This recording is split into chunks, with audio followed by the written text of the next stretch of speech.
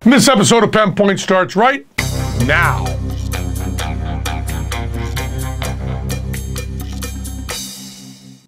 This episode of Penn Point is brought to you by Jack Threads. Let's talk about Halloween, shall we? I have a whole chapter in my book, God No. I have a whole chapter in it about Christmas and how my wife is against Christmas and how Michael Goudeau, who's a writer on Bullshit, writer on Penn and Teller Tell a Lie, and also my co-host on Penn Radio, dear friend of mine, he is all for Christmas and Santa Claus and cookies and milk, even as an atheist.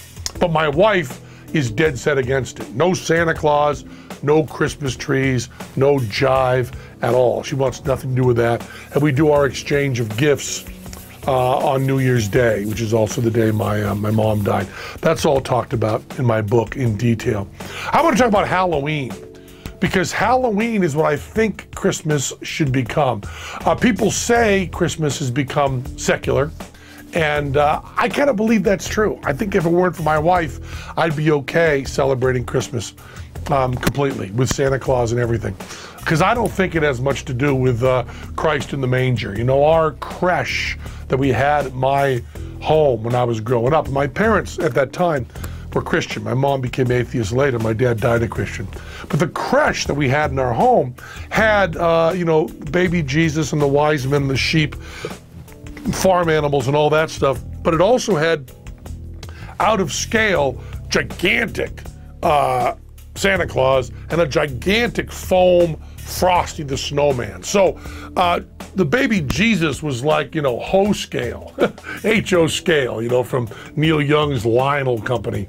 It was like that big, you know, and the wise men were like that big. And Frosty the Snowman is like that big, big fat Frosty the Snowman.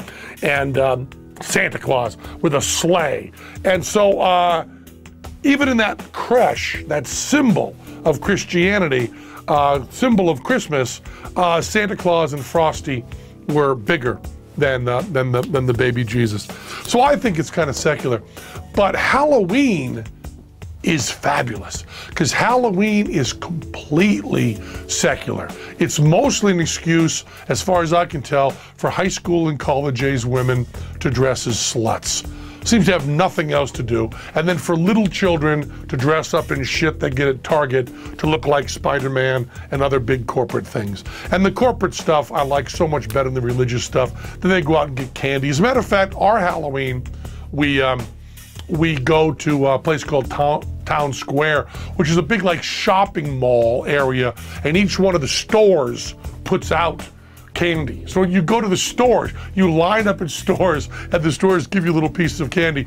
And the best part of that in Halloween, and, you know, we dressed up one year, our whole family were kitty cats. That's what they wanted. So I wore ears and whiskers, and I wore black leather pants, because that's what kitty cats wear.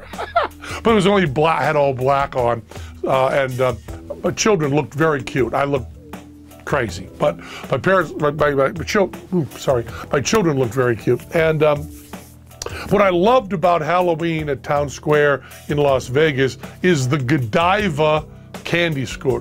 There's a big Godiva chocolate store, and Godiva's like, you know, rich people candy. I mean, too rich for me. I don't buy the Godiva chocolate usually, but it's really fancy and expensive and shit. But they had out front a bowl of little miniature Nestle's and Mounds and Hershey bars that the Godiva store was giving out. Because you could see the owner of the Godiva store, the manager, whoever it is, you know, looking in there going, I know it's Halloween. I know thousands of people are coming here. Fuck that. We can't afford to give them our candy. Our candy costs fucking all the money in the world. Give them Nestle's. Fuck them. So that's what we got. We got Nestle's at the Godiva store, and it was great. And that's what Halloween's become. It's become totally secular. I don't think anybody takes it as some sort of Wiccan or religious thing, and that's just terrific. And I hope Christmas gets there really soon, so Santa Claus can become the same as Spider-Man, and Christ can just get out of the whole thing, and witches and black magic out of the whole thing. I don't know what we're doing this year for Halloween, because I will be in New York working on a top secret project, and my children and my wife will be here, so I'm going to miss dressing up like a kitty cat. Only suckers pay full price. If you love alternative apparel brands like Kid Robot, Hurley, and Stussy, but hate wasting all your cash on them, listen up. You can score these premium brands at up to 80% off every day.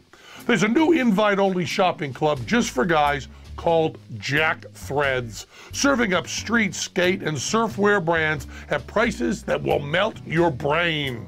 There's a wait list to join, but if you head to jackthreads.com/pen, P-E-N-N, you'll get instant access to all the killer hookups. Go now!